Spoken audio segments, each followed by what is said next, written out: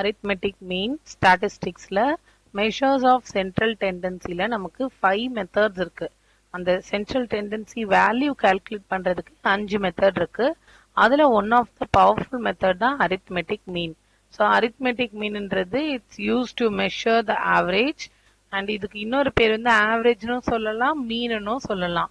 Arithmetic mean அப்படின்னா sum of all observations divided by number of observations. இதுதான் இதோட formula.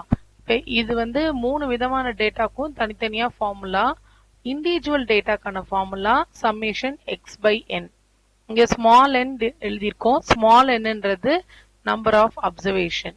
Discrete டேட்டாக்கு டிஸ்கிரீட்னா ஃப்ரீக்வன்சி. டிஸ்கிரீட்லயும் கண்டினியூஸ்லயும் ஃப்ரீக்வன்சி கொடுத்துருப்பாங்க, எஃப் கொடுத்துருப்பாங்க, நம்பர் ஆஃப் ஐட்டம்ஸ் கொடுத்துருப்பாங்க. அப்ப நான் என்னோட formula x bar equal to summation fx by f.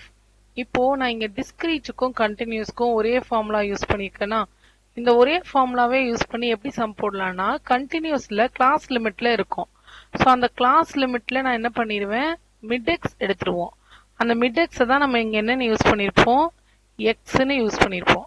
ஏன்னா கண்டினியூஸ்ல நமக்கு வந்து எக்ஸ் கிடையாது. அப்ப மிடில் வேல்யூ எடுத்து எக்ஸ்ன்னு யூஸ் பண்ணிப்போம். ஸோ ரெண்டுத்துக்கும் ஒரே ஃபார்முலா யூஸ் பண்ணிக்கலாம். அடுத்தது கம்பைன்டு மீன். கம்பைன்டு மீன் போது ஒரு செட் ஆஃப் டேட்டாக்கு ஆவரேஜ் எடுக்கணும்னா நார்மலா மீன் கண்டுபிடிப்போம். 2 or more group of வேல்யூக்கு மீன் கண்டுபிடிக்கணும்னா கம்பைன்டு குரூப் ஃபார்முலாக்கு போயிடணும்.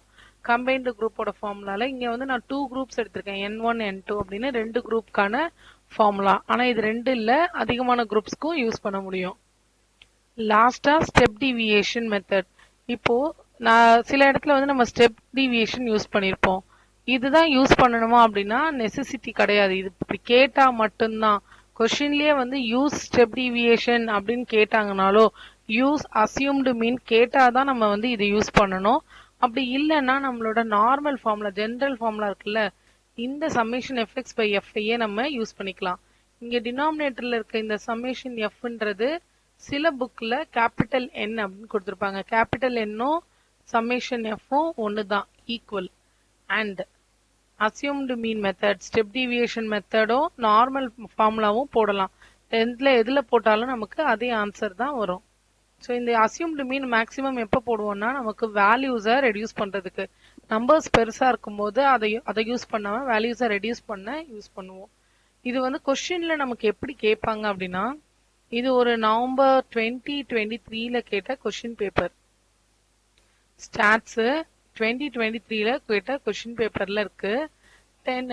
5 மார்க்ல கேட்டிருக்காங்க. Write short notes on mean, median, mode.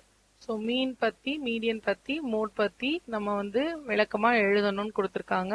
இப்போ நம்ம மீன் பத்தி எனக்கு என்ன தெரியும், இது என்ன மெத்தடு, இதுக்கான ஃபார்முலாஸ் எழுதுனா போதும்.